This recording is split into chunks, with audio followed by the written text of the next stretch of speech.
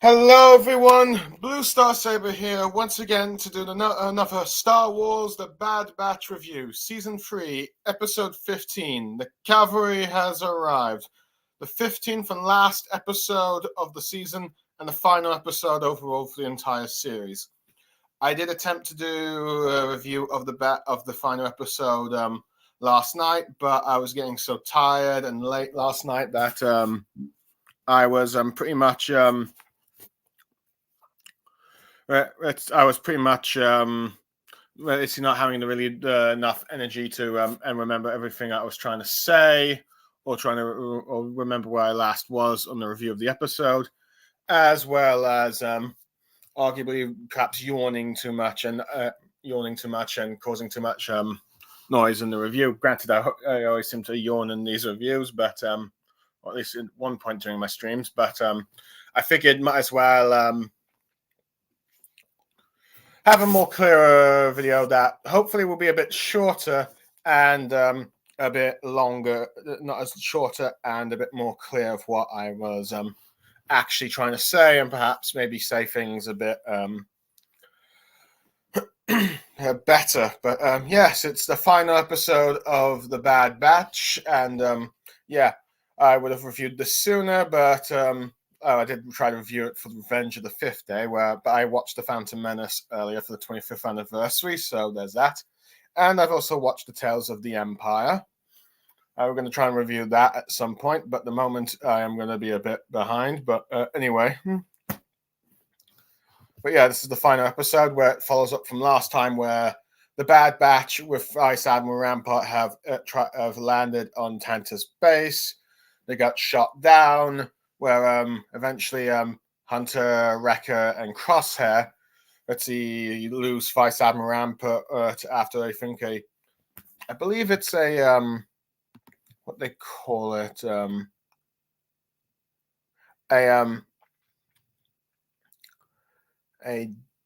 Dirax, the Dirax, a sort of saber-tooth like cat kind of creature that you sometimes see in Dave Filoni's shows, but yeah, you have a Dirax fighting off the Bad Batch and the stormtroopers there. Well, Vice Admiral Rampart gets captured by the said stormtroopers after running for his life. Meanwhile, Echo is bonding with the kids, learning a bit about them, where they're from, and then feeling that she's going to plan to escape here and is going to take them all with her, in which, after doing preparations to do their escape, she discovers that where the Zillo Beast that was captured in Season 2 is being stored, and is setting a plan while they're being kept over the watchful eye of Dr. Skulder, I believe. Yeah, the other female scientist that is at odds with Dr. Emery Carr. But speaking of her, at the same time, you had Echo, who infiltrated the base on like the shuttle that was supposed to be the science vessel that was supposed to be there. Ends up ditching his armor and wearing the stormtrooper armor that you currently have in the Bad Batch to try and infiltrate, where eventually he ends up encountering Dr. Emery Carr, where she offers to give her help to rescue Ertzi Omega, as well as the children. Anyway, now that the recap is going on, we can give the summary. Now, depending on how long I do the summary, I could do, given how long, the fact that this episode is about 40 to 50 minutes long, I might try and just break it down in pieces and discuss what I like, but I'll see how quickly I go through the summary for this time. If I feel like I'm quick about it, I can probably give some of my thoughts. If not, I'll wait until the end. But yeah, so I might just for a change, just break it down piece by piece. But just hold on, I was just getting a charger because I was just starting to get a little worried about my Chromebook's power. But yeah, but pretty much the episode begins with like the Bad Batch avoiding a bunch of gunships, just searching the base, where Hunter, Wrecker, and Crosshair are trying to make their way through the jungle, where it's revealed that Wrecker ended up taking the creature off by the Dynax off from last fire. It's apparently fought it, and now he's a bit injured, so he's had to get a bunch of med packs, and you can see the claws in his armor. Meanwhile, you have Dr. Royce Hemlock ordering his stormtroopers to guard the vault while he gets informed by Commander Scorch that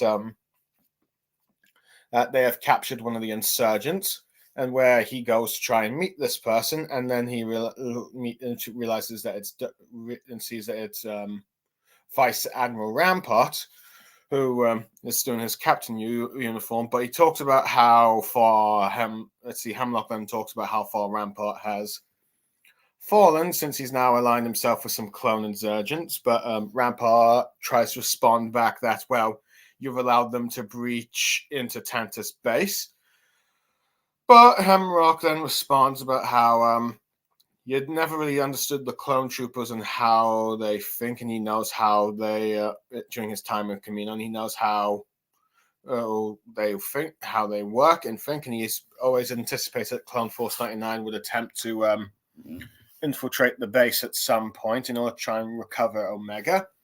And this is where you get Vice Admiral Rampart questioning what's so important about Omega, with Hemlock trying to tell him that it's a very important project for the Empire, and ends up ending the conversation by saying that as a result of this, it makes him indispensable, unlike Rampart, who was tossed aside when he was no longer needed. In which Hemlock then leaves, and then at this point you get Rampart staring at Nala Se, the Caramonan in the other cell, which makes him think it's probably related to her, if I had to guess. And then you see cut to Dr. Emery Carr warning Echo that they need to move due to the risks of being discovered. But Echo is still trying to find the information about Omega, with Emery Carr saying that it's very heavily encrypted on that. So given the fact that she's being guarded by the Vault, and she's saying that she can help him get inside. And this is where Echo finally starts to ask why on earth she's helping him, which Emery Carr explains that, well, ever since being a scientist, she's not had any questions of what she's done until now. And now that she's seen what's going on with these kids, she realizes what she's been doing is wrong, and wants to make up for those past actions that she's done in this lab, and hopefully you find a bit of, I guess, redemption, if you will.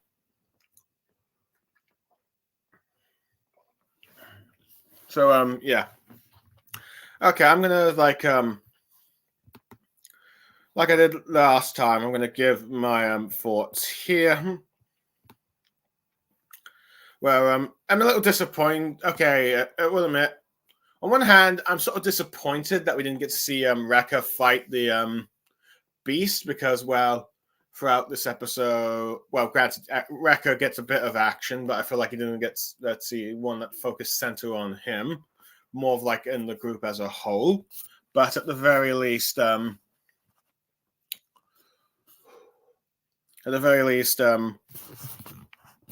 let's see, as a whole, he very least he gets to show what he's goes to show that he's capable of fighting by himself. Though granted, I assume the others probably did help him. But then again, I suppose it's probably a good thing that the Bad Batch are once again not fighting another monster of the week, and it would probably just be a bit of filler. So yeah, that's fine with that. But granted, he's injured, and as a result, it's to try and add a bit more tension. I'm not sure if it's let's see, forced tension, but at the very least, it's tension. Granted, I wonder if that was supposed to make some people wonder if Wrecker was going to eventually end up dying here, because there was quite a few people who decided that that the only way the set final would be good is if all the members of the Bad Batch died, minus Echo. But we'll have to wait and see on that part. But anyway, I think the thing that I enjoyed most in this this part of the episode is Dr. Hemlock discussing with Vice Admiral Rampart And it's like pretty much the former main bad guy for the Bad Batch against now the current one, talking about what see with like and they're interacting. It's a very fun interaction, with particularly like about how Vice Admiral Rampart tries to let's see, Dr. Hemlock tries to mock Rampart about how far he's fallen, with Rampart seeming trying to say that he doesn't seem to look good on here, doesn't seem to look good from on his end from what he's seeing. But Hemlock, he shows that he's a bit more of a step ahead than Rampart by saying that he got is the fact that he actually paid attention to studying clones. He knows how they're going to likely behave. Unlike what Rampart was like doing, because he always dismissed clones. He wanted to immediately replace them with stormtroopers and regular people as soon as he could. And as a result, you kind of had like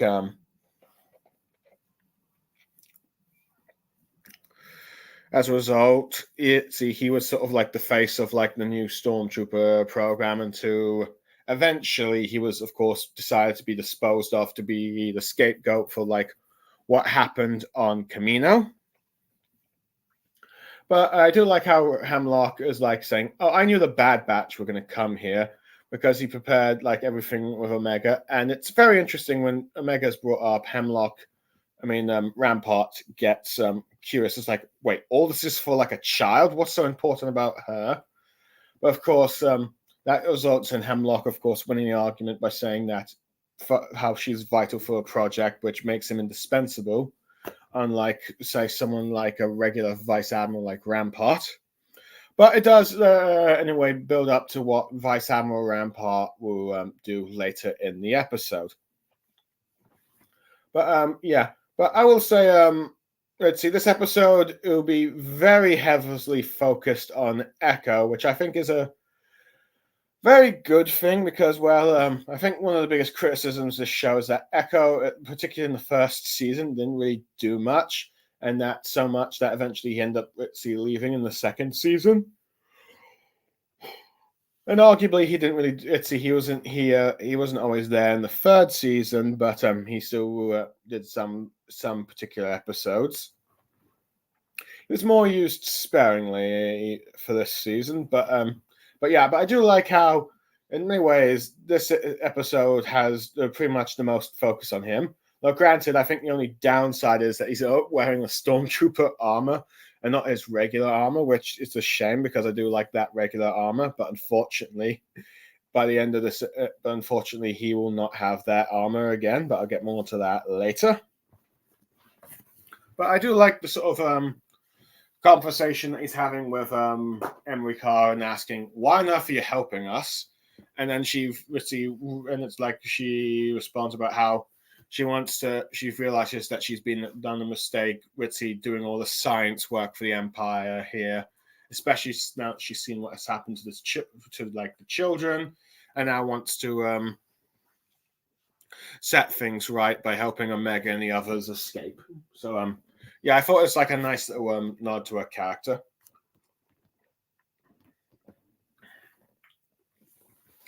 Anyway, I'm cutting to the next part of the episode.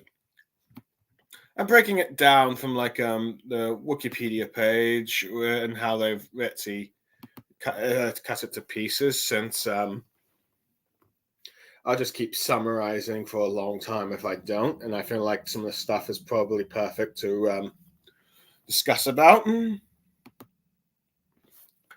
Anyway, we then cut to like Omega's group trying to then with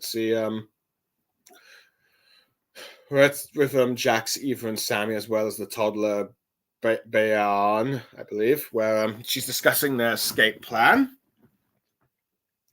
Where Eva's rather a bit skeptical that it's going to happen, that it would work, but Omega's optimistic about its success, since she knows her squad is here from the last episode, from like the firing that she heard, and that she's been trained to do escape plans like this, and tells them to go get ready in their positions in order to do it.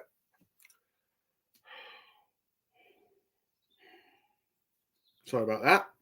in which Eva ends up in which you first have Eva getting her medical droid's attention to try and fix her game, but the droid, of course, says it's not in her programming. This is where Omega, stabs it with the weapon she had earlier, with the screwdriver from last episode to immobilize it, where she then has Eva and Jax drags the droid away so they can reprogram it, while Sammy with Braun keeps watch. And this is where Dr. Scalder ends up noticing that the droid is missing and decides to go and inspect, where you have Sammy and we have Sammy just do, I think, the some knocking sounds with like sort of toys that they have, or like the sort of cube chip things that they have in the lab to work on, where to let them know that she's coming. Where Jax and Eva are trying to help Ritzy Omega repair it, saying that you said you'd done this before, but Omega reveals that it was with another droid. Ritzy Scalder arrives and asks where the others, where they appear behind them and say there is the droid, but she becomes rather suspicious because, well, pretty much the droid was pretty much supposed to be there was not supposed to be any maintenance for blood tests, and they try to keep insisting it was the droid, where she ends up going how Dr. Emery Carr has been a bit soft on the children, and now they need to be quarantined to confinement as sort of punishment and make sure they don't do anything. But unfortunately for her, the droid was slowly sneaking up behind her and then injecting with some sort of sedate to knock her out, and now she's immobilized with her out of the way. The kids start to make their escape, with Omega ordering the droid to keep guard at the door to the vault, while I'm having Sammy prepare a sling for Braun with like some of the extra clothes they have, in which it's tied up on Jax, and they start to climb through the what they call the dumbwaiter system, where they took all the I believe they placed all the blood cells in Omega's Ritzy room. While this goes on, you have Wrecker slowly starting to walk from the injuries that he had from the beast, the Dirax, I believe, the Dryax.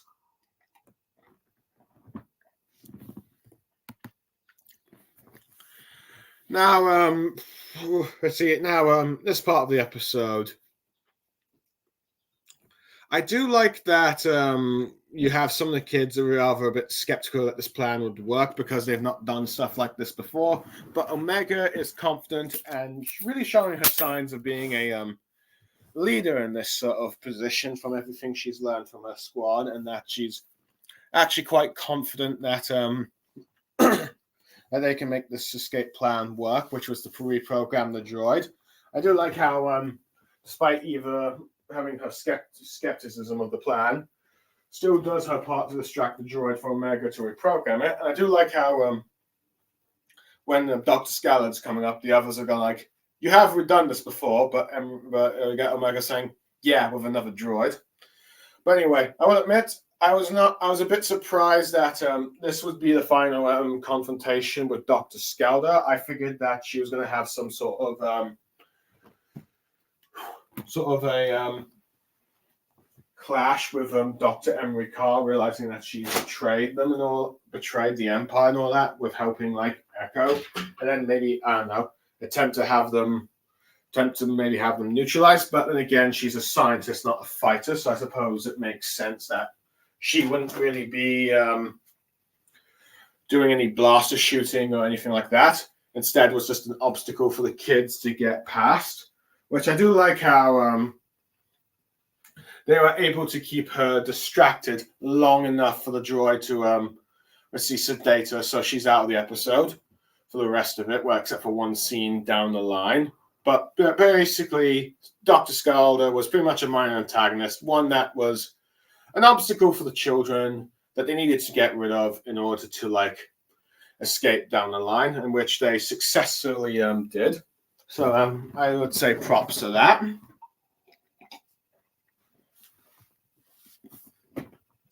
Anyway, next part of the episode where oops, I believe I've accidentally turned on my TV. Wait, no, I'm wrong. Anyway,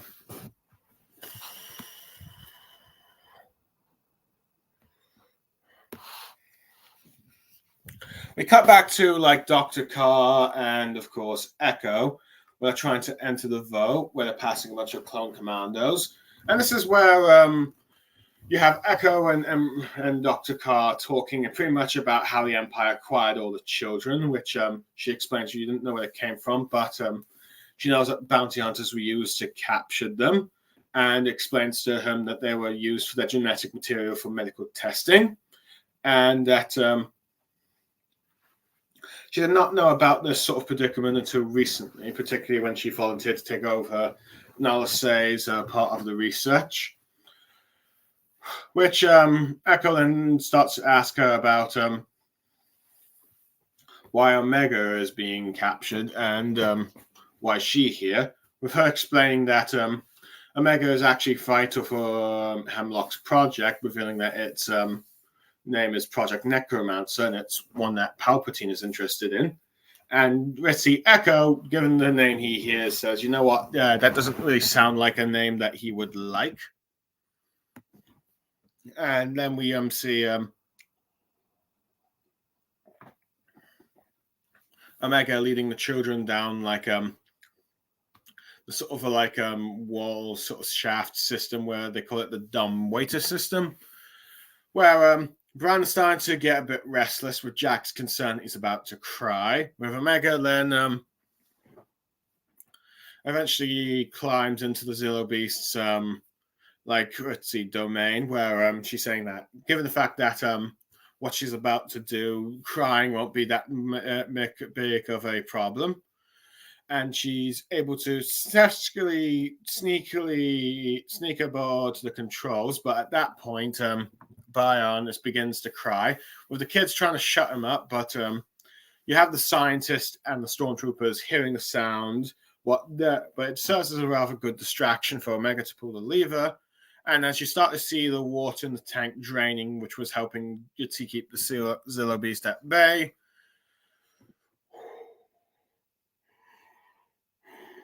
Sorry. You get the stormtroopers finding the kids by the shut off bit where Omega left, where they're wondering what those kids are doing there. The stormtroopers telling the scientists that, let's see where the children are, with the scientists told them they'll be detained. But the Zillo Beast emerges from its tank and starts to attack the scientists, crushing him and the stormtroopers. And you get a bunch of like the stormtroopers trying to use the containment protocols, which includes the sonic generator. But the creature ends up proving to be too strong, crushing them aside, starting to eat some of them, as it goes on a rampage where you have a bunch of stormtroopers and clone commandos trying to shoot it down. Omega ends up going back to where the children are and avoiding its wrath. While that is going on, you get Echo and Emery Carr arriving by the vault, but they've already realized it's too late as the kids are gone, and they just see an injured Scalder being escorted by clone commandos and stormtroopers, with Hemlock informing them that Omega and the specimens have pretty much escaped through a weak point in the wall, and says that this is all Dr. Scalder's fault, and that she will be punished for her failures. And then just as they're talking about that, they start to feel a shake in the vault, with Scorch checking what was going on, and reveals from after looking at his comm link that the Zillo Beast has been let loose in the containment level, which causes Hemlock to give some orders about having the base generator shut down and have a division deployed to try and secure the transport hangar, as well as someone to try and deal with that beast, if you will. And then tells Carr that she needs to find Omega, saying that if she fails, her fate will be tied to hers. So, you fail, you die, pretty much. With and then he ends up leaving, where Echo and Emrika discuss what's going on, with Echo correctly guessing that Omega released the syllabase, with Car surprised by this, but he explains that, well, it's a plan that they would do, and that she's trying to split the enemy forces, Finn, with letting that beast go on a wild rampage. And you end up seeing more stormtroopers enter, trying to shoot the beast, but it has no effect. And at this point, you see Bran starting to sleep, which annoys Jack, saying, okay, this noisy thing causes him to sleep, but not anything else before. And we start to see the Zillo Beast climb the tower generator to try and reach the top to escape. And as you've got stormtroopers trying to stop them best it can. Okay, my thoughts on this part of the episode. I'm just going to give a little 5-minute break so I can calm down my 1 minute break so I can calm down my voice a bit and get a refill.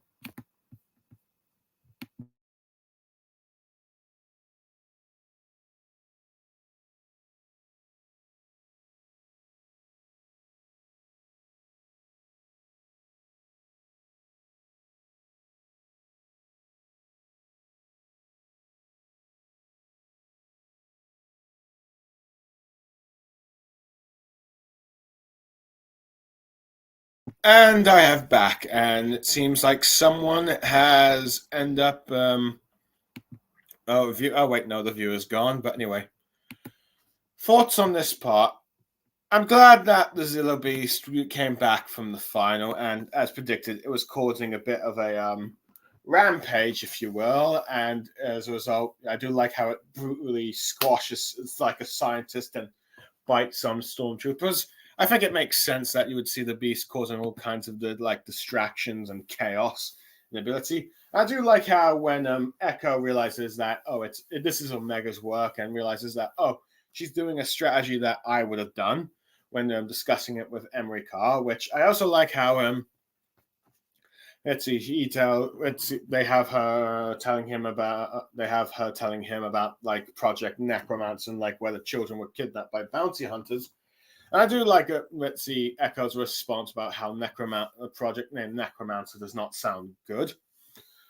But anyway, but interesting thing here, but I think one of the biggest missed opportunities in this episode is the fact when you get like Dr. Hemlock talking with Dr. Carr, is the fact that he never ends up. This is the last time these two will actually interact throughout the episode, and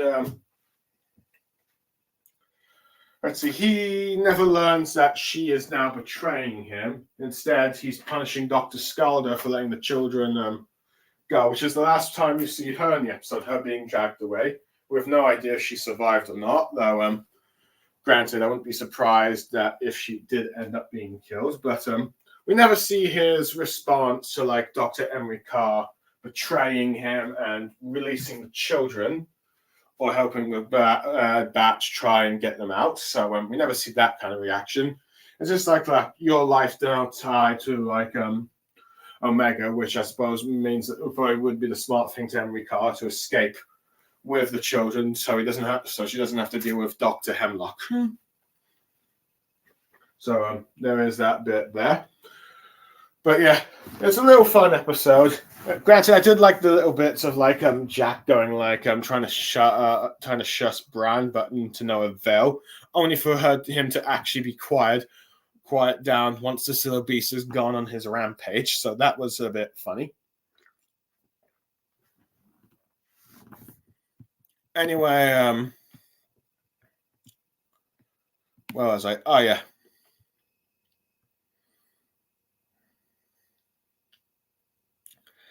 Now for the next part of the episode, where you get stormtroopers and looker hounds lurking about, trying to find a bad batch. Crosshair spots them. And at this point, Wrecker says that, you know what, we should have brought Batcher, as he's trying to like keep himself up after from like his injuries. But as a result of this, Crosshair says that, you know what? Let's see, he will try and infiltrate the base by himself while let's see, Wrecker and Hunter go and try and get to communications to contact Rex to help rescue in this base, but they end up disagreeing, saying that they need to work together as a team. But Crosshair tries to point out that Clone Force 99 died with Tech, and that it's best to leave him as he tries to deal with this. But as since he's a former prisoner, he knows what's going to be inside the base, even when you see his hand shaking, and that believes that if they'll go in, they're not going to make it out, and that Hunter and Wrecker need to survive because Omega needs them both. But Hunter and Wrecker insist that they all go together, and, well, Omega needs him as well, I believe. But as they have this sort of conversation, the Loco Hounds start barking and getting anxious, some of them running away, despite Stormtroopers trying to stop them. And then the Bad Batch realize that, okay, the Zillo Beast has now escaped out. And with Crosshair asking, is this like Echo or Omega's work? With them both saying, Omega, as it starts to leave. And then they realize they can take advantage of this chaos. Where in like the then you have like Omega and the kids try to climb up a ladder. Jack is a bit scared because he's afraid of heights and thinks he's a poor soldier as a result of that. But Omega tries to assure him that her brother Wrecker is also afraid of heights, but he's the strongest soldier that she ever knows. So and gets some encouraging words that he can probably do it as well, and just to focus up ahead and climbing up, where she leads the way, and then they follow. Well, I think at this point you now have Sammy carrying Bron instead of Jax, which I thought made sense that he would carry him at first, since he's being probably I think arguably the oldest one, probably amongst the three kids, should be able to carry him easy. But I can understand maybe Sammy, who's a bit more of being a bit more protective, I think, of Bron. But anyway, where was I? Oh, yes. You then get Scorch informing Hemlock the Zillo Beast has fled into the jungle and has wiped out two of the divisions along the way, asking that should they call for reinforcements. But Hemlock says to have the air support to pursue the Zillo Beast. But Scorch protests, saying that wouldn't that mean that the rogue clones could infiltrate the Tantus base? With Hemlock saying, well, he's anticipating that very scenario. And as Scorch implements his plan, which he does. And then we see Hemlock entering a different part of the vault where he activates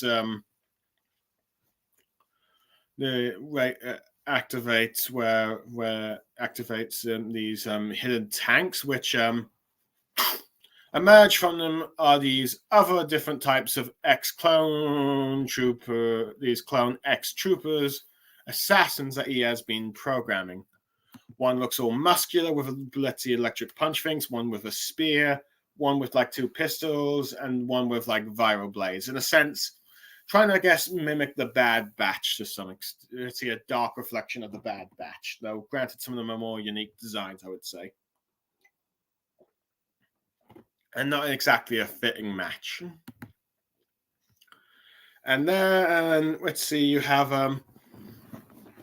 while this is going on, you have Dr. Carr and Echo pretty much going through the wreck containment facility, where they figure out that Omega has probably climbed up with the other kids to the science hangar, with Echo asking if she can lead them to a shortcut, let's see, to get there, while the Bad Batch infiltrate the base, but get attacked by stormtroopers and Clone X troopers, and they try to escape. They try to fight them off a bit, but realizing they're outnumbered, and that as well as outnumbered, Crosshair convinces his squad that they need to try and fall back. With let's see, I think Crosshair using detonators to blow up parts of the building and even able to shoot an Imperial pilot, but ends up crashing and ends up causing Wrecker to trap Hunter, while Wrecker and Crosshair try to fight some of the ex-clone troopers, but they get taken out, and Crosshair, in particular, after failing to reach out a gun, is end up being held down by our old favorite CX2, with him starting making a mocking tone about how he needs to be careful with his shooting hand as he is being given the fire blade by one of his comrades, and then starts to try and slice it off. And you don't really see it, but I think you might have heard the scream, or at least you at least still get the implied implication, pretty much, that Crosshair has lost his hand. Okay, sorry, I think that was just a car horn there. So apologies if that causes a noise. But anyway, I'll be right back in a sec. I'm just going to...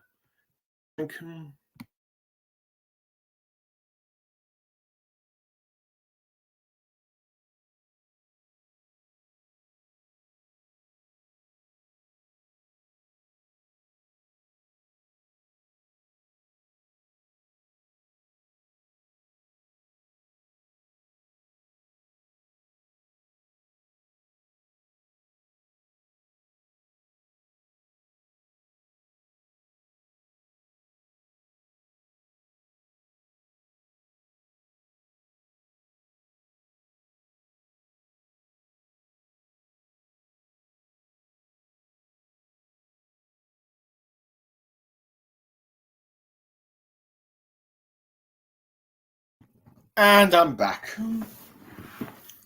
Anyway, my thoughts on this part of the episode. I suppose once you had like that bit of Crosshair saying that, you know what, let's see, I'm going to sacrifice myself. I had a feeling that none of the Bad Batch were going to die. Granted, I actually got spoilers on Twitter with that last image that showed that, at the very least, the Crosshair, Hunter, and Wrecker weren't going to die. I wasn't sure if Echo was going to die or not, because, well, he's wearing a stormtrooper armor, white stormtrooper armor, similar to what happened to Fives. But then again, Echo had already been assumed dead once, but so it'd probably be a bit cliche to have the character that was thought once dead to be ends up dying again. But yeah.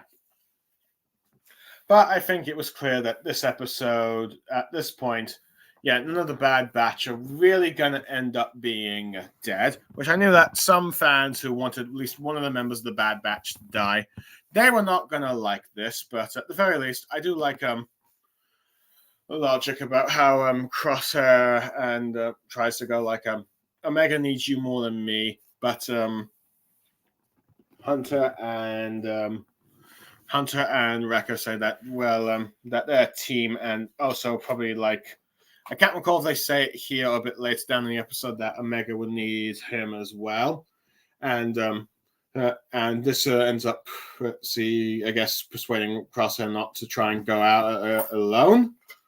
Granted, this is part of the episode about where we need to communicate Rex. I think probably also implied that, yeah, Rex isn't going to be in this finale, which I think is a bit of a disappointment. I mean, the only time that he shows up is in that two-parter in the middle of the season, where we end up learning a bit more about the clone X-Troopers, but also that encounter with Commander Wolf. But granted, so that's not going to be dealt with. So we're not going to see Commander Wolf defect from the Empire in the Bad Batch, but I guess that means we're probably going to see it in another series, or maybe a Tales of the Clone sort of like style episodes. I'm not really sure. At the moment, I'd say it's probably a plot line that we're not going to see into down the line, but at the very least, we're not going to see Commander Wolf defect from the Empire anytime soon. We know he does eventually, but it's not until a bit longer down in the episodes, or down the line from the Star Wars timeline, and it doesn't seem to involve the Bad Batch at the very least. Because we do know that Rex and Gregor and Commander Wolf end up on that one planet together, in Rebels before Rex joins the rebellion. Anyway, I do like how the Bad Batch are able to quickly deduce that it's Omega's work that the Zilla Beast is causing a rampage. Though I do like how Crosshair tries to ask Hunter and Wrecker, let's see if it's Echo or Omega, and they both go like in sync. Yeah, it's Omega. But anyway, I do like how Dr. Hemlock realizes that the Bad Batch would try to use the situation to try and infiltrate the base. And while he has the shuttles go after the Zilla Beast to try and take it down, he has something else in mind to take them out, which I probably should get into the Zilla Beast. It seems that this concludes its part in the story, which, to be honest, I figured it was going to try and be the one to kill Dr. Hemlock at the end of this. I think that's what a few other people were also trying to say. But that turned out to not be the case. I mean, it would have been sort of cathartic and satisfying, but it seems like its role in the story is done just to cause a bit of a rampage, and now wanders free on the planet Waylard, I believe it's called. A planet in the Thrawn trilogy. And now, granted, given the fact it's the last of its kind, or like the clone from the last of its kind, I don't know what will happen. Will it just be a lone single creature there? Or will there be more Zilla Beasts in the future? Who knows? But at the very least, it won't be. We won't see it anytime soon. But it might just be that, as far as Dave Filoni is concerned, the plot line with the Zilla Beast has pretty much been concluded. Anyway, Hemlock, we finally get to see some of the other ex-clone troopers, and they're pretty much a dark reflection of the Bad Batch from what you can see of their some of their fighting styles. One was like pistols, one with a Vio blade. Pistol one, I would say, is either tech or Echo, though I'm probably going to assume it's probably more of tech. The Vio blade one, I assume, is more of the hunter-like one. And the one with the spear, and I think there's also one with knuckle dusters, but granted, it could be the same one. But that is, if they both could be Wrecker, and of course you got the classic sniper one being like similar to like Crosshair, and but it could be that Echo doesn't really have a counterpart for this group. But yeah, either way, I think their designs look cool enough. Unfortunately, I do like how they sort of emerge from the tanks as some sort of like monster waking up. Unfortunately, they're not. This is the only episode they're going to be in. And unfortunately, we don't really get enough time to explore these characters as a group, really. And they're just more of like an action set piece to deal with the Bad Batch. In some ways, I would have liked to have seen them a bit more sooner. But unfortunately, that's not going to be the case. They're not going to be shown throughout the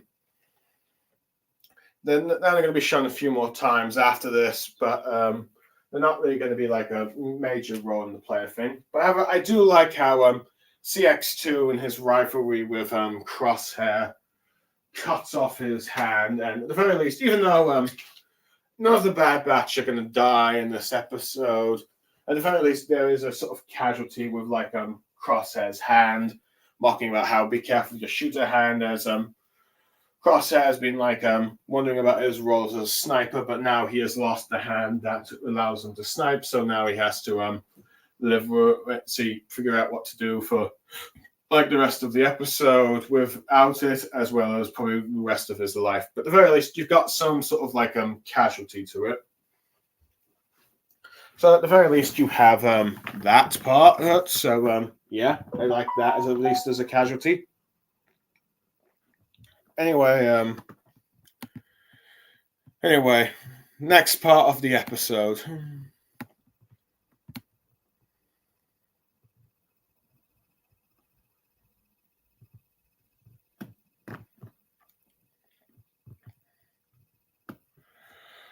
You pretty much cut back to then Omega and the kids trying to reach the top of like the hangar, while they just managed to like start to try and escape. where Echo and Dr. Carr walking and they see the X-Troopers carrying the Bad Batch. With realizes that with Carr asking if that's his squad, he says yeah, and wondering where they're being taken. With Carr saying she has no idea, but knows that they'll be well guarded. With wondering as Echo ends up saying that not to worry at the moment about them. He thinks they'll be fine for the time being, but they need to find Omega and the kids first. And Carr says that they should be in the science hangar, given given the trail that they've been following, and they are there with the kids end up asking where is our squad, with Omega saying they should be about, but they are encountered by 3 stormtroopers, and just as it looks like they're about to be detained, one of them stuns the other 2, and it's revealed, of course, to be Echo, and you get a sort of touching moment with Echo and Omega here, with her hugging him and him talking about how he's impressed with her attempts to escape so far, and reveals that he has been working with Dr. Carr to try and get them out of here, with her saying that there's a shuttle in Bay 4 for them to escape. When at this point, Eva asks, is Carr really helping them? Which she says she is, but they need to hurry. And once they reach the shuttle, you get Omega asking where the rest of the squad is, with Echo revealing that they've been pretty much captured.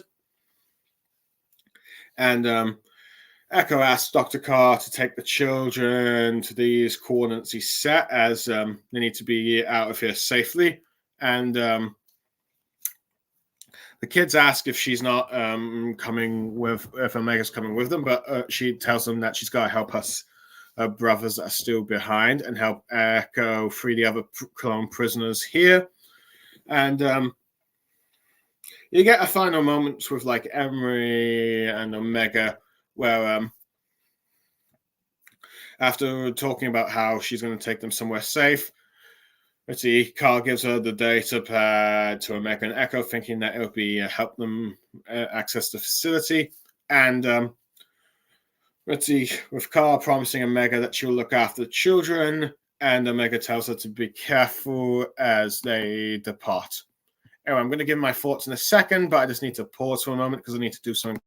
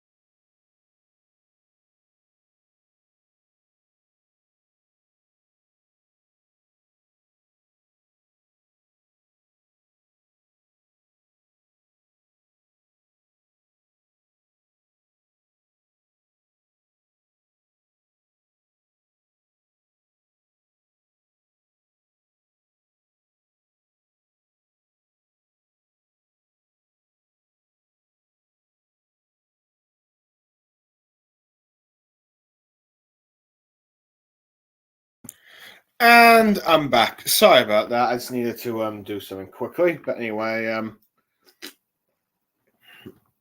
what my thoughts on this part of the episode? I will admit,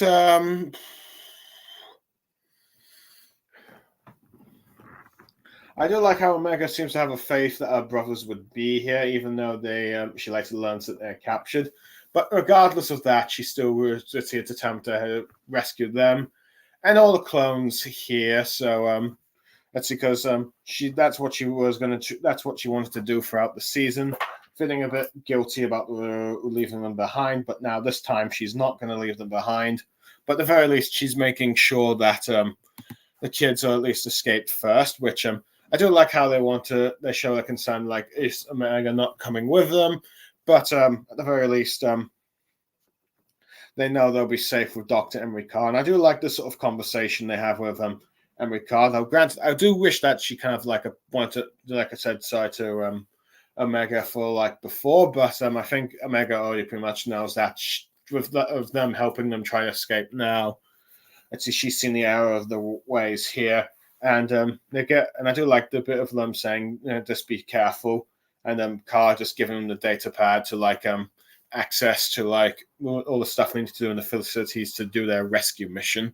But yeah, other than that, I do like how Echo was, well, granted, it's a bit cliche of Echo disguised as a stormtrooper and then knocking out the others before revealing himself. But I do like the touching moment you have with Omega and Echo in this bit. But yeah, and talking about how he's impressed with her, able to let's see, escape as far as she did. Well, granted, he was not there. Let's see, she probably would have been recaptured again. But anyway, on to the next bit of the episode where we then cut back to let's see, Hemlock after Echo tells Omega to be ready for to try and rescue the clone brothers, but we see Hemlock torturing let's see, Hunter, revealing that let's see, where we see him torturing Hunter, mocking him about the last time they met, that he lost Tech, and maybe this time he will lose another member of his squad, as we cut to I think Crosshair and maybe Wrecker as well, with him saying that his previous attempts to condition Crosshair had failed, but he's made some adjustments and alterations to make sure that this time the methods work. But in saying that he plans to have the Bad Batch be turned to clone ex-operatives if they survive the procedure. But and if they do not, well, he can always use them for other experiments that he's been doing with the other clone prisoners. But Hunter is not fazed at all by this, telling Hemlock that they'll be the ones that end up surviving all this, and he will end up and he won't, which seems to amuse him, but he continues, I think, to have him tortured.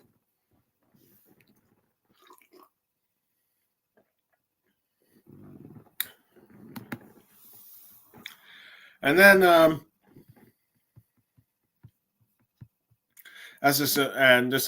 before anything else can happen, you get an Imperial officer informing Hemlock that Governor Wolf Tarkin has transmitted to them and requests his presence. Well, we then see, meanwhile, Omega and Echo, well, mostly Echo, taking out stormtroopers in the prison with Omega taking their guns. And then let's see, as we see a bunch of clone troopers wondering what she's doing, with her revealing that she's getting them all out of her, using the data pad. They all escape from their cells, all the clones, as well as Nala Se and Vice Admiral Rampart, where Omega hugs her. She's surprised that she's here, but she says that she came back for everyone. With Echo starts asking some of the other clones some questions, but It's particularly when Omega notices that the rest of their squad isn't here, with him asking what happens. And one of those captured clones says that they're most likely been taken to the training room where they Hemlock does his reconditioning for particular clones he thinks will value his interest, which gets Omega to say that she knows where the training room is. Rampart just wants to escape, but Echo responds at saying that clones do not leave their brothers behind, and then gives a speech about what the clones about. Despite everything they've been through, they're still preserved, but they're all still clones, and they look out for each other, saying that they still need to some of their brothers are still captured. Now, he doesn't force them to do so, but he does request their help, and all the clones volunteer, with one particular saying that they're ready for one last fight with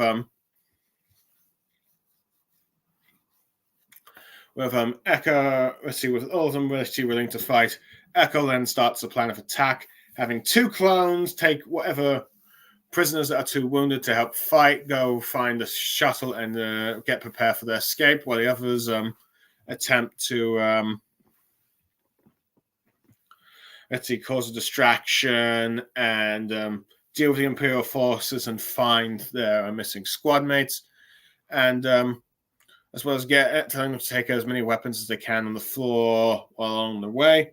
And this is where you have Omega talking to Nala Se, where she reveals she plans to destroy the data in her lab so that her research will not continue in the Empire's hands, as well as making sure that Omega is safe. But Omega tries to say that she'll accompany her to the lab, but she ends up telling her that that's no longer necessarily, and that her place is now with her clone brothers as they leave, probably with Omega realizing that this is probably their final meeting. Rampart, Ritzy, ends up separating with the clones at the same time. I think he's looking on in curiosity to where Nala Se is going.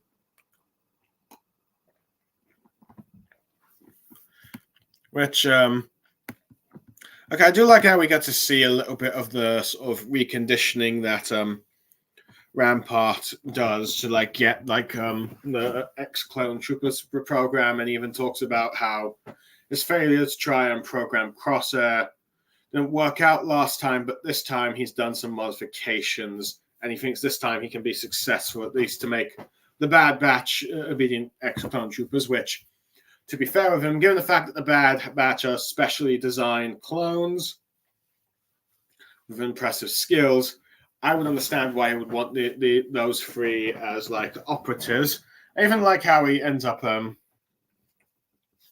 mocking Hunter for the failure of tech, but even despite all of that, I do like how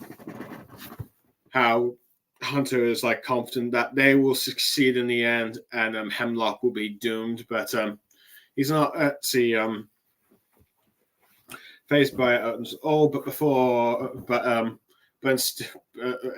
phased at all. But before anything can continue, of course, you have that transmission for Tarkin, which is arguably a way to make sure that Hemlock is out of the confrontation before Echo and Omega try to rescue the squad, which ends up being a bit of a distraction. But yeah.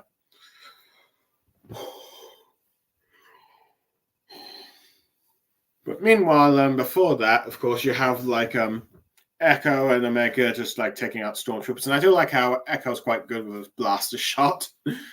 Let's see, and I do like how Omega's just carrying the arses to give to the other clones. And I do like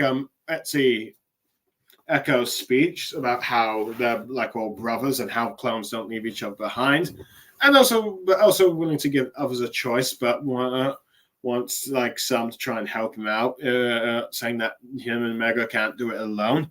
They need their help. And the clones, of course, being brothers, stick together.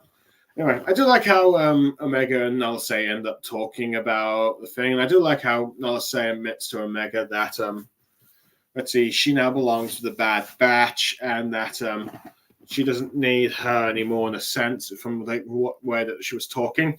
But at the very least, she's going to make sure that Omega and the other clones, Ritzy, will be safe by her deciding to destroy the data. Of course, you get Vice Admiral Rampart being the ever so sleazeball of the group, pretty much trying to say that just abandon the clones and let's just escape. And it only really stays because he realizes that Nala Se can do something intriguing for him to get back into the Empire's graces. So we get that bit there. Anyway, now on to the next bit.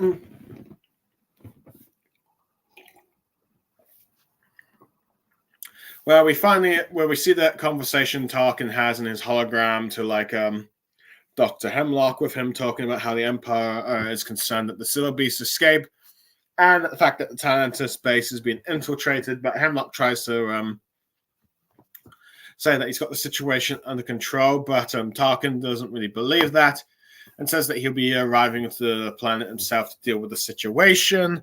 And this annoys Hemlock because he doesn't want Tarkin to look at his research, I believe, as well as try and find an excuse to shut it down. But anyway, eventually you see some of the clones and the stormtroopers fighting. You do see one or two clones dying during this fight, and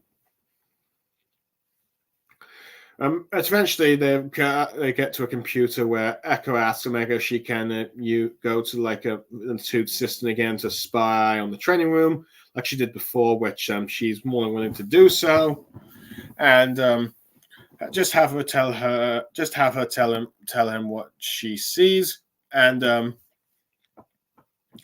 we cut to Nala Se, who picks up a detonator from one of the dead stormtroopers. We proceed pretending to use it to blow up the lab, but is also being pursued by Rampart, who picks up a blaster from one of the fallen soldiers, I believe an Imperial officer. The ones from Death Star, I think the ones with those helmets from the Death Star, if I can recall.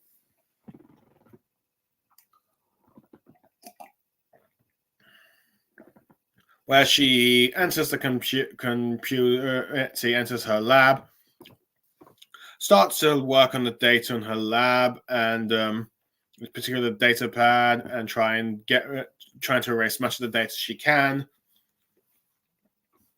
Gets confronted by Ritzy Rampart, who decides to ask her what's so important about this research to the Emperor, and demands to know what Project Necromancer is, where Nala Se is listening to his demands. When he looks away, she activates a detonator, preparing to blow her, showing that she's preparing to blow herself up, as well as the room here with him.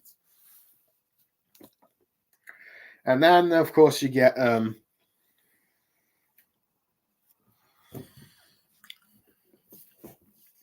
Omega eventually finding where Hunter Wrecker are, telling Echo that there's only one guard there, and saying that she'll probably be able to free them as long as he causes a big distraction. And this is where Echo and the Ritzy clones enter the vault, and they start blasting at the clone assassins, where more of them show up and they start fighting the Bad Batch in gunpoint, though granted, due to some of the training rooms, floors going up and down, some of the clones get pushed up and down, and some of them end up being killed as a result. One of them, I think, gets impaled by the wall by the Fireblade one, while Omega's trying to access the computer to free her brothers. But just as Omega's getting Wrecker to stir, she gets spotted by the one that's guarding, tries to stun it, but it has no effect due to the armor. She ends up getting captured with Hemlock and CX2. CX2 enter the room, with Hemlock mockingly compliment Omega for proving his observation about clones' loyalty to one another, and that saying that he knows how to take them out as a result, and then unleashes a gas onto the vault, which incapacitates, which knocks down pretty much some of the clones and the prisoner thing, and as they breathe it in, sort of ending that part of the episode. Just give me a sec. I just need to do something quickly.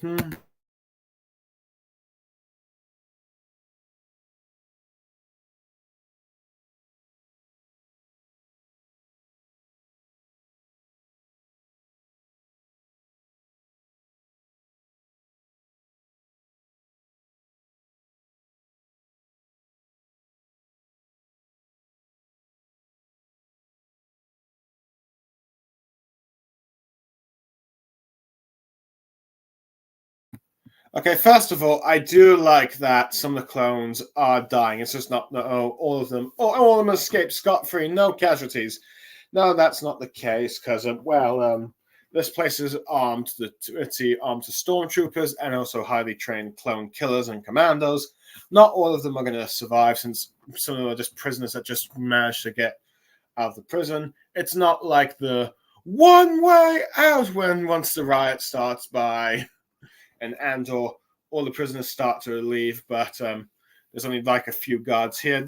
But here in this, it's a lot different because here you've got like more pretty stormtroopers and commandos and other military thing here than you do prisoners. So they wouldn't be able to overrun like the place with like the forces they have there. Well, granted, I will admit it. So you'd think there'd be more clone prisoners, but I guess the budget can only allow like for a certain handful to be shown.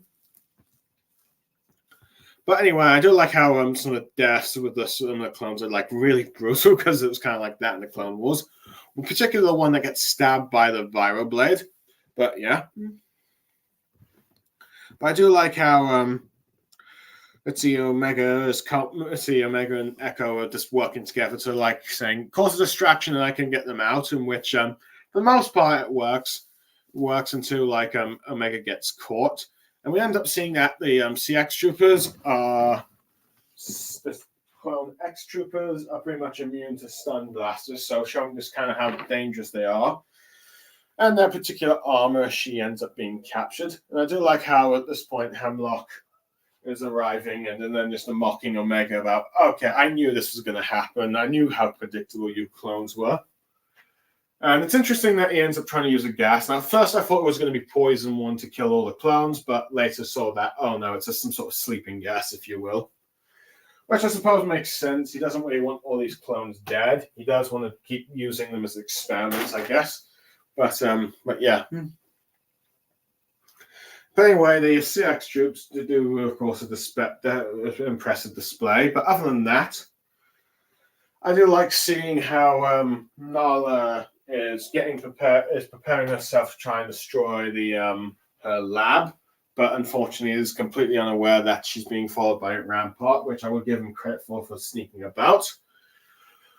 And then eventually getting her trapped so that at gunpoint so that he can try and inspect Project Necromancer. Unfortunately, he shows also his competence and not paying enough attention that Nala Se activates a detonator, showing that she's ready to take him out and her out just to destroy this lab. And it means that Omega and her research is safe and out of the Empire's clutches.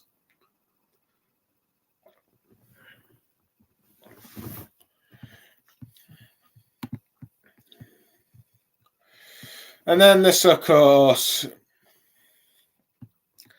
cuts like the next bit where, continuing off from what I'm just giving my thoughts on what I liked about Rampart, he ends up revealing that he's planning to use Project Necromancer to bargain with, like, to gain a favor with the Empire again with the Emperor, after just seeing how important this project is for Palpatine. But she ends up saying that, well, he never really understood it, and saying that her research does not belong to him or the Empire.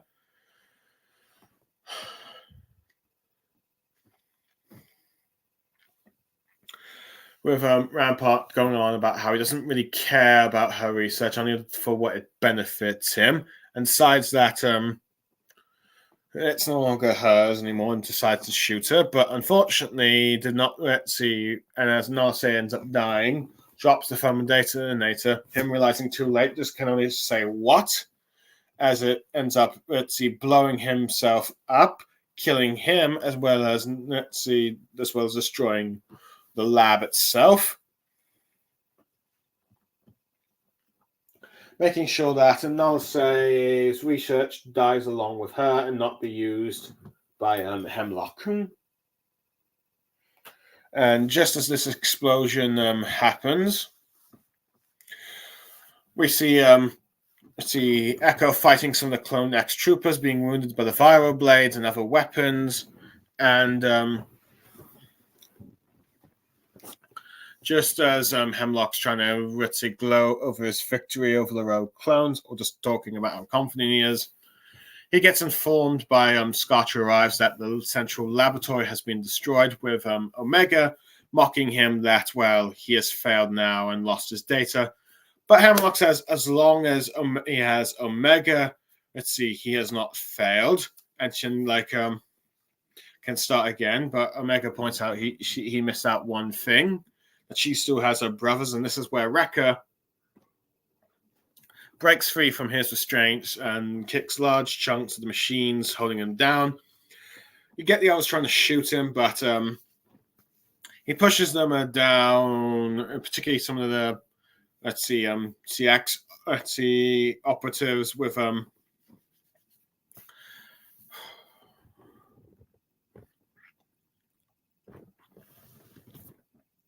causing enough wreckage that it stops the gas from going down there. As this gets Echo and the others down there to start waking up.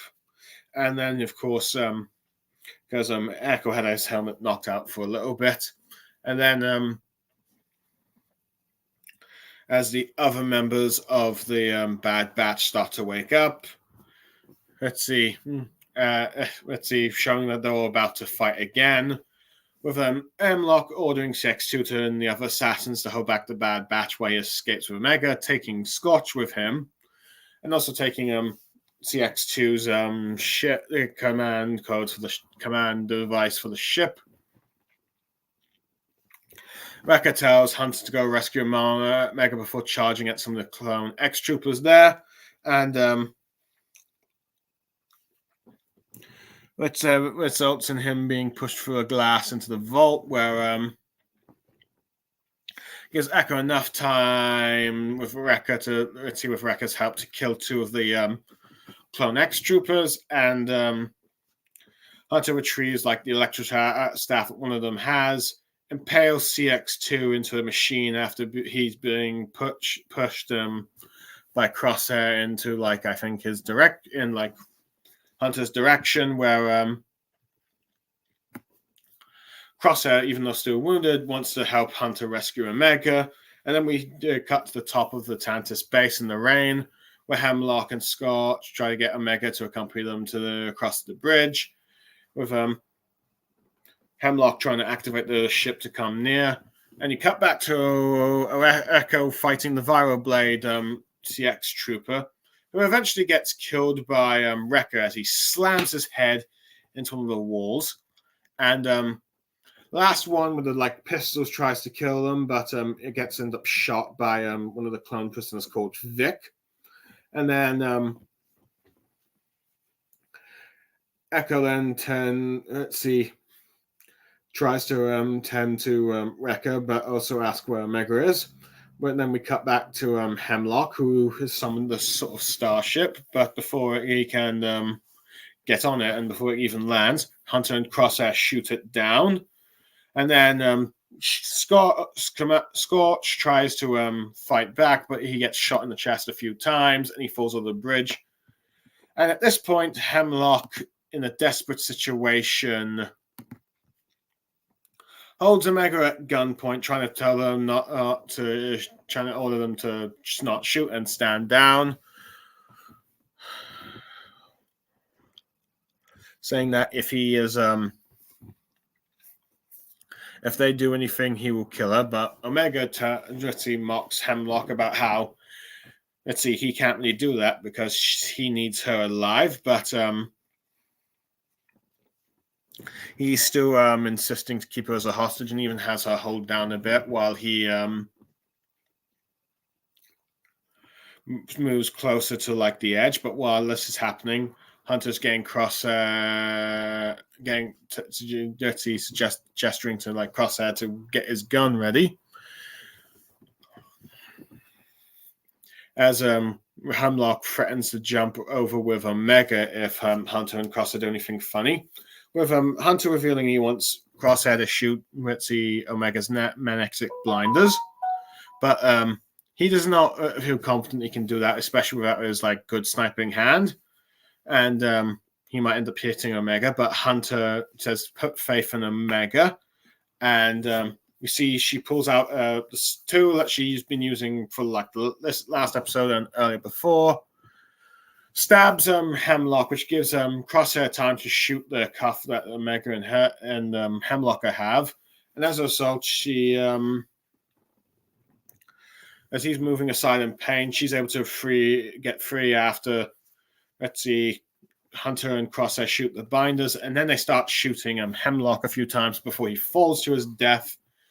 And with them falling down to their knees, you have Omega running up to embrace them. But first, of course, Crosshair. And they start heading down after the touching hugs to get to the shuttle that with all the other clones that have escaped along with Echo. And then they head into hyperspace before Tarkin arrives with his Imperial Star Destroyer and the Old Republic Star Destroyers.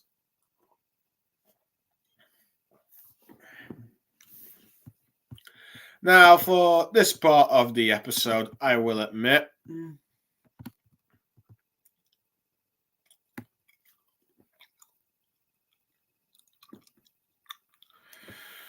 but see, for Rampart, I suppose it pretty much makes sense that he would use whatever knowledge Nala Se had to be used as a sort of bargaining chip in order to, get favor back within the Empire, which, despite everything that the Empire has done to him, he still wants to try and rejoin it and get perhaps his old post back, maybe even more. And he feels like he now has the means of doing it, but in his own arrogance and his own ego, pretty much, never really understanding cloning, and I guess the Kaminoans, is too late to realize that his fate has already been sealed with what he's doing with trying to hold Nala Se hostage, and he has his death. I figured I was hoping that maybe he'd survive to be a player rolling something else, but I suppose it is a fitting way for his end for the character. One who had never understood clones and caused the genocide of Kaminoans ends up being killed by a Kaminoan that set off a detonator after killing one last one, and it causes the explosion. But I do like how Nala Se is determined to make sure that neither him nor the Empire can use the research, and it all explodes. Granted, this would have probably all been avoided if the Empire could have stored data in another place, but it seems like that's the one thing. It seems like that is the one thing that doesn't really happen in Star Wars, because despite all their advanced technology, they never really have copies of important information, it seems. But nevertheless, I think it's a sort of fitting end for Vice Admiral Rampart, and a fitting way for Nala Se to take out her research, as well as the one responsible for getting rid of the clones as the main military force of the Empire, or push the campaign towards that direction, as well as the one that destroyed her people, even if she died in the process. So at least there were some casualties of named characters we know, even if they may not have been the ones that we wanted. Anyway, I do like how Hemlock is even when he learns that the lab Nala Se's lab is destroyed, isn't completely worried, because he knows as long as he has Omega, at the very least, he can restart the research again. As long as she has her blood and all that DNA for material, he can keep trying to do Project Necromancer even with the setbacks that he's got. But unfortunately, even though he's always claimed to be the expert on clones, he really does continue to underestimate the Bad Batch, particularly when Wrecker starts escaping and then starts fighting the ex-clone troopers with Echo. Now, granted, I will admit they do get kind of killed quite easily here, quite quickly here, which I will admit is a bit of a letdown despite the sort of hype behind them. But I guess the Bad Batch, they are just regular clones with like sort of, let's see, different brutal training compared to like the Bad Batch who are supposed to be the best clones. But I do like some of the killings that go down, like Wrecker and Echo teaming up to kill a few of them, and I even like how Wrecker smashes one of their heads into the wall, kind of thing. Which he does a lot of smashing and pushing around as he like sends some of them flying. I will like that. Granted, I will admit I'm a bit surprised that CX2 didn't play a bit more of a major role than like he did in previous episodes, nor the fact that he ends up being killed by Hunter instead of Crosshair, because it looked like him and Crosshair were sort of building up that rivalry, and we're going to have that sort of like confrontation. But it seems like that is not actually really the case. So we have that situation there. No, I do recall, I think, seeing Crosshair did help push the CX2 in position for Hunter to throw that spear at him. So at the very least, you do have those two working together to take out CX2. But yeah, you expect him to be a bit more of a bigger, I guess, a more bigger role in the final episodes. But I guess instead he's more of a collective whole as a group as they all get taken down. I do like how one of them also gets taken down by one of the clone prisoners, and it also shows that they weren't poisoned by gas; they're still alive. Now, this death is going to be the one that's probably the most controversial. Is the death of Clone Commando Scorch, who, from my understanding, the Bad Batch didn't really portray him as in the same way that the video games did. From my understanding, he was pretty much the funny one. I'm not sure if he was the one that went missing or one of the three that were made at the end of the game. I know there was supposed to be an Imperial Commando sequel, but that got cancelled. As a result, you never really learn what his actual fate is in the end. And also with like Disney decanonizing like the old EU expanded universe, particularly the old classic games, we never really sort of follow up to that kind of like story. But then again, Scorch is only really in canon still because the Delta Squad in the Republic Commando had a one cameo appearance in the third season of Clone Wars, retrieving like the dead bodies of two Jedi killed by Savage Opress. So there's never really room to show the sort of personality of these clones, and I'm not sure. I doubt that we're ever going to get like a Republic Commando game set in the main timeline canon. I mean, granted, I could be wrong, and there could be something done with Republic Commando, or maybe even a new sort of Republic Commando storyline. Let's see down the line, but at the moment, it doesn't seem to be the case. But yeah. And I definitely feel like someone's not going to be happy with the way how we got shot down and fall to his death, but and taken out quite easily. But at the very least, I'm not too upset about it. Granted, would I like for him to survive or meet a fitting end, or like have a more of an action thing? Yeah, probably I would. But yeah, I had a feeling that he wasn't really going to make it out. But yeah, and it turns out that part was correct. But anyway, I do like how desperate you get Dr. Hemlock is of trying to make sure that he escapes and is willing to put his gun on Omega and make them in the edge of the rail to make sure that the Bad Batch do not shoot them, just so in case if he falls, let's see, Omega falls with them. But I do like how Omega is completely unfazed by Hemlock because she knows that he needs her alive to continue his research, and if she dies, he's pretty much finished.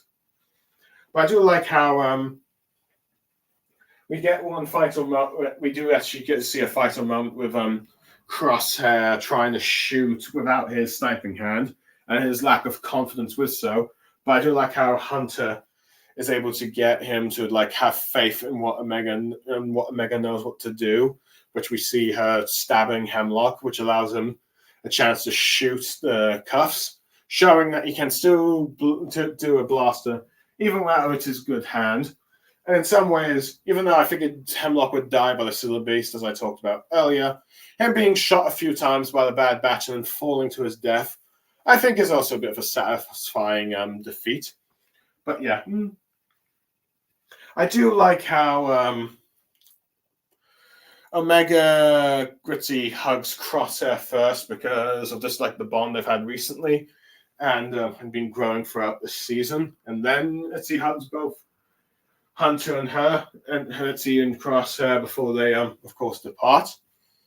Anyway, I believe this is also when Tarkin arrives. This is the first time we end up seeing the Imperial Star Destroyers instead of the Fenta class Republican ones. But I do like it to nice nod to show that Tarkin is the first one to get the new types of Star Destroyers, while you have the two old Republic ones as more of like the minor ones in the background before like the transition fully goes to like the Imperial Star Destroyers. So yeah, showing sort of time that takes place between them and what advances as you see the Empire slowly transform to more like the designs from the original trilogy. Anyway, now for the next part of the episode, but before that, I just need to take a quick break.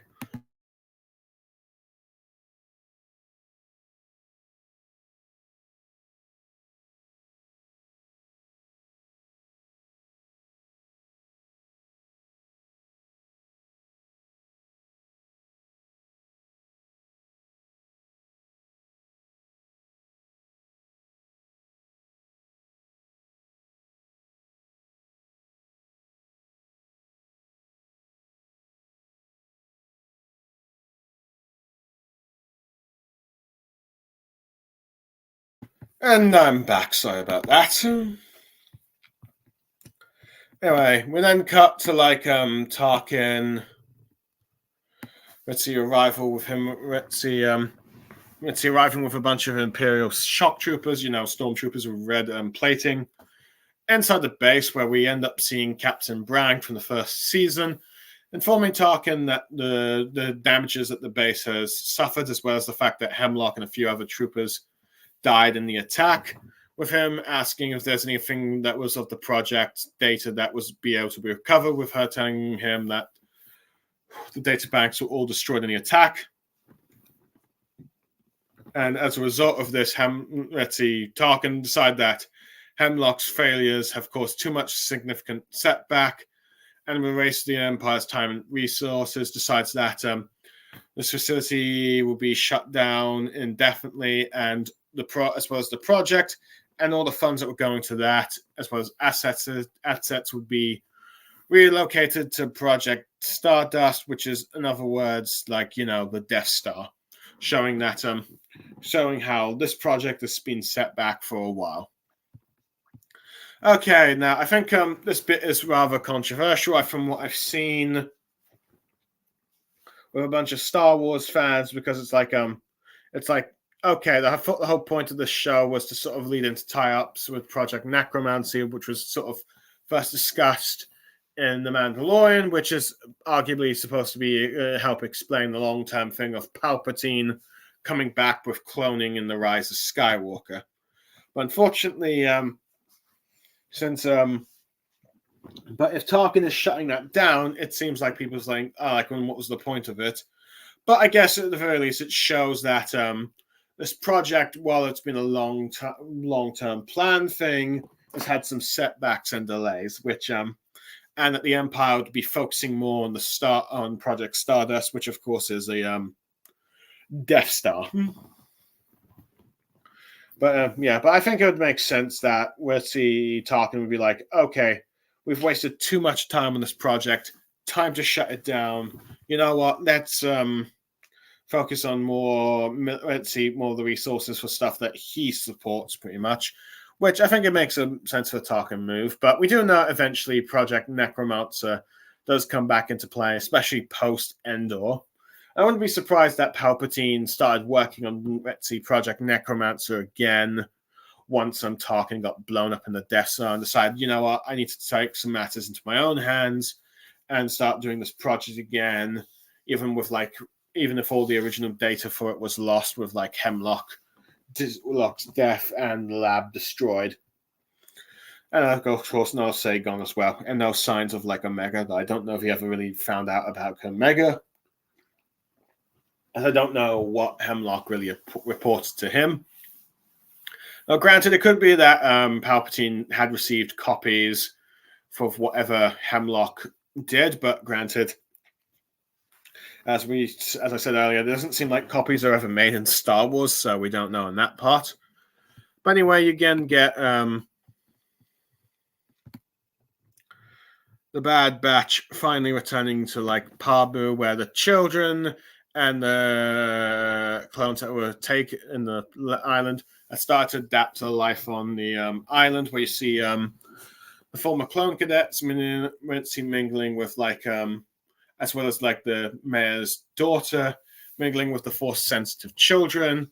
Emery Carr talking how that she's happy that the children are having a good time, talking about how, let's see, they're having a childhood which the clones never really had, as they end up talking about the newfound freedom, with Echo telling Carr that he has plans to reset some clones on Pantora with the help of Senator Chuchi, and invites her to like help out, as what she says could be very helpful of what she knows, which of course she accepts as they prepare to leave.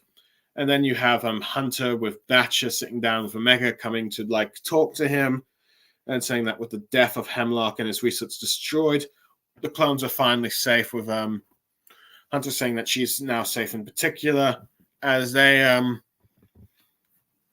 watch like the kids eat ice cream with the clone cadets. Let's see. Omega asks how long will it take for the children to return to their families, but Hunter says that he and Rex are going to work on it, but they'll look after the kids until then. And then as Echo's departing with Dr. Carr, you have you have Echo looking at Hunter before departing, having a goodbye, with then Omega asking Hunter what other clones do now. Will they remain on this island? But Hunter ends up saying that they're all free to choose their own paths and do whatever they want now. And you get Crosshair and Wrecker to join them as they sit under the tree, sort of like doing some sort of pose that you kind of saw on Twitter that spoiled me about this ending. Anyway,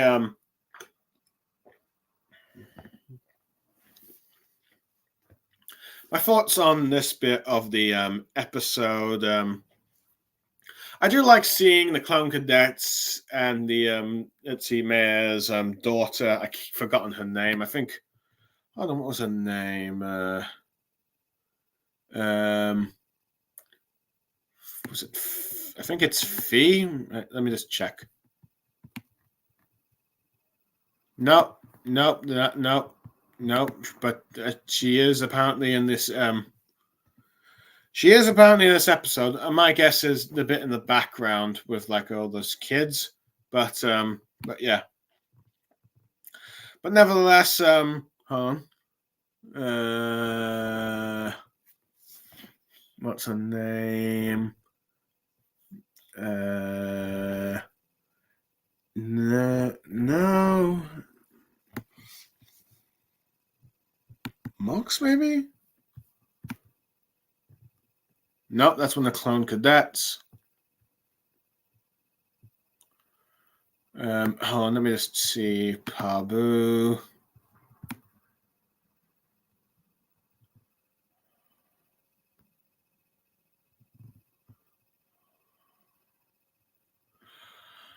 Hold on.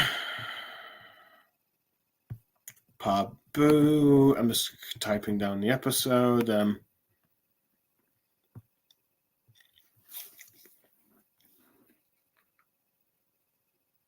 Oh, Lyanna. Yeah, Lyanna. That's who it is. Sorry, she's such a minor character that I kind of forget her name. But yeah, I do like how Lyanna, the clone cadets, and the children are sort of like adapting together. It's like them showing the kids around, particularly eating ice cream and having fun.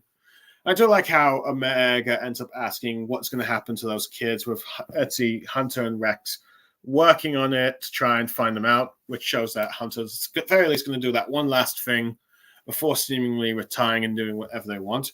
But I do like how Emery Carr is observing them and is glad that the children are now enjoying themselves, and even comments about the fact that clones never really did have a proper childhood because, well, they were all bred for war pretty much. But I do like how Echo is like saying that, oh, free to now decide their things. And I do like how he says that he's going to try and help some of them recreate on Pantora, and even offers Emery Carr to help him with like taking down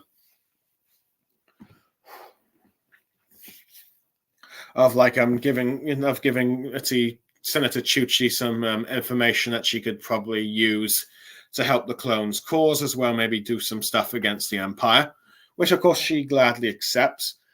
Now, granted, it seems like Echo does not stay with the Bad Batch after this, because he seems like he's continuing on the fight with the clones, as you don't really you don't see him afterwards here, but I suppose it makes sense. I will admit, I'm a little disappointed he never recovers his armor, but I guess with like the Stormtrooper armor he has, it'd be fine with it because, well, eventually it gets replaced with a new Stormtrooper armor. But I wouldn't be surprised if he tries to find some other Clone Trooper armor that he can wear. Who knows? We'll have to wait and see on that end. But I do like the sort of nod that he and Hunter give to each other. I do like how Hunter's sitting with Batcher and then talking with Omega about how the clones can do whatever they want, stay here or whatever. But at very least, let's see, Hunter and the Bad Batch are deciding that they're going to stay on this island and just probably relax and help out. And it seems to be more like a sort of like peaceful end for them. Well, granted, I do wonder if it was the smart idea to like stay on Pabu because the Empire had already been to this planet before. But I assume that it was Hemlock, that most of Hemlock's forces that came to this planet, and most of them would probably end up being killed, probably did not guess that they would go back to like Pablo, or never really gave the data to like the rest of the Empire that, okay, this planet is here, maybe we should occupy it. Or perhaps the Empire considered it too insignificant to come back here. But either way, well, admit, it does not seem like the safest choice, but it does seem to end up being the case, because then we get to the epilogue here, which, okay, I will admit, I've probably taken longer than I did with my initial video here. Well, we now see an epilogue where we see now Omega all grown up, trying to sneak aboard a ship in the Cove where the Bad Batch have been staying as a home thing, where we see Gonki on the ship, or at least trying to walk down its plank. But Batcher is there. She turns on the light and see that Hunter's there. So we see realizing that she's been caught, with Hunter confronting her about trying to sneak out without telling them. With Omega telling Hunter that she's decided to join the rebellion and become a pilot as they need him, now more than ever. But Hunter is just trying to say that we just want to try and keep her safe. And safe, but decides that he does respect her wishes to go. And with her saying that, while they watch the moon a bit, she tells Hunter that he and her brothers have done enough fighting, and that this now she's ready to do her own fight, as she wants to help the people in the galaxy take down the Empire. Hunter admits he's not ready to see her go, but still hugs her before he leaves and hopes that she will be well, with Omega asking Hunter to look after Crosshair and Wrecker and Batcher while she's gone. And that also Hunter tells Omega that even though she'll be gone, just tells her to like contact them if they ever need help, as they will be there for her. And Omega starts to leave the on the shuttle with, like, I believe taking Gonki with her. You also see Tech's goggles. You see Hunter saluting as she flies off. Batcher looking sad, but Hunter reassures him, saying Omega will be fine as she flies away in the sky. Hunter looking on as you see Pabu glittering in the night with all its street lights ending the episode.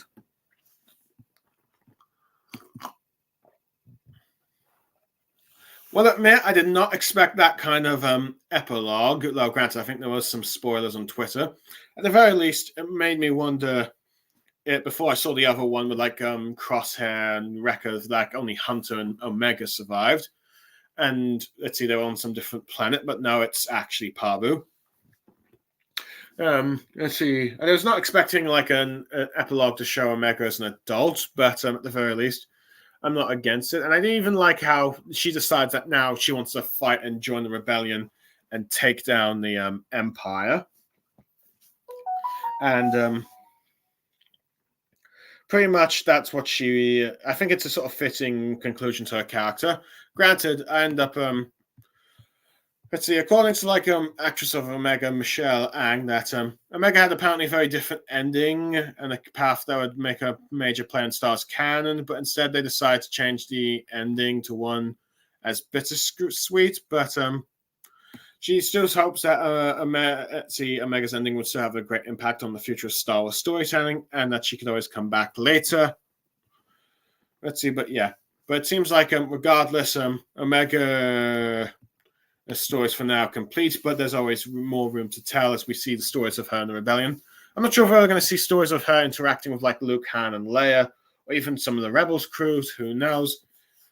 At the very least, if we do see that, we might see Omega interacting with Hera. Though I'm not sure if Omega's going to show up in the live-action Ahsoka. I think that might be a bit of a stretch, but I could be wrong. But who knows? At the very least, let's see, I do like how she talks about how Hunter and the others' time is done, but now it's her turn to do her own fight. As this time, because unlike them, she was able to have a much more nobler cause. It will have a much more better end to the conflict than the one that, well, the clones and the Bad Batch had to deal with, which resulted in them being forced to betray the Jedi and then be disposed of by the Empire later when they no longer needed them. But I do like that Hunter's like, even though he doesn't really want Omega to go, accepts her choices and tells her that they'll always be there if they needed her. I thought that was pretty much satisfying sort of like conclusion. So yeah. Overall, I'd probably say this episode is a 7 to 8 out of 10. I think it's a decent ending. It's not as great as the Clone Wars is ending, nor I'd say even Rebels is ending. But I think it's better than Resistance ending at the very least in terms of like all the Star Wars animated shows that have come about. Granted, there's also the micro series of the Clone Wars and there's like High Republic Adventures like kids show, but then again, most people don't really count that one, and the original Clone Wars miniseries is no longer canon. So in terms of the 4 animated shows, let's see, I'd say it's got the 3rd best ending, but then again, there's only like 4 major shows. Now, overall, is the Bad Batch is bad how I'd rank the Bad Batch.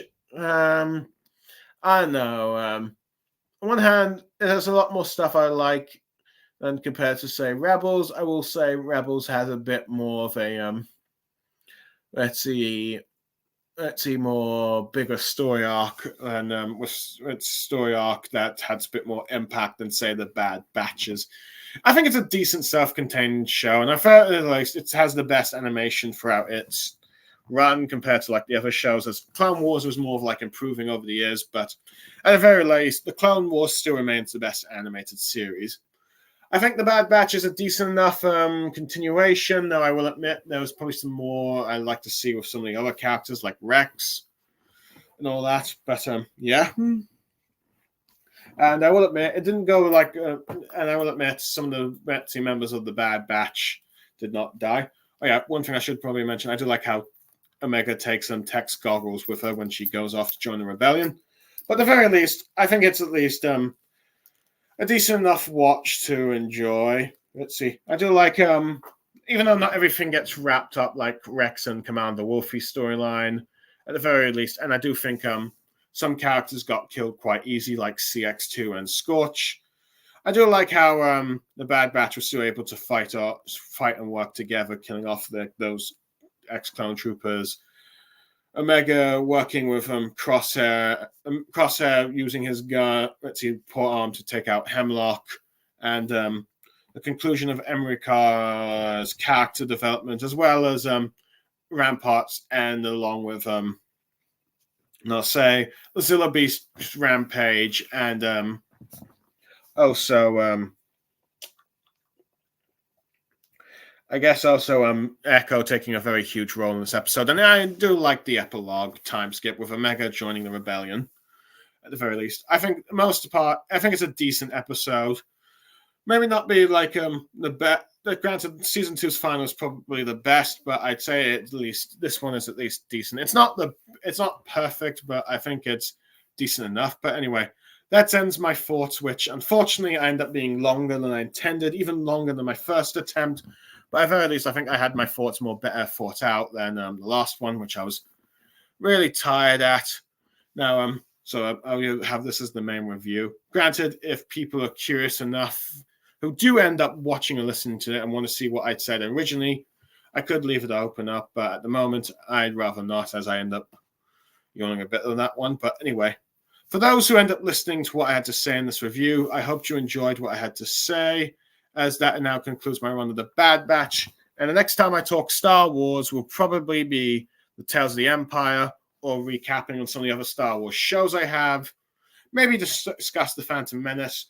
But at the very least, Star Wars Acolyte is coming in June, which I did see some clips about that in the 25th anniversary release. But that's all I have to say now. Thank you for listening. I am Blue Star Saber, signing off. Goodbye, everyone, and may the Force be with you.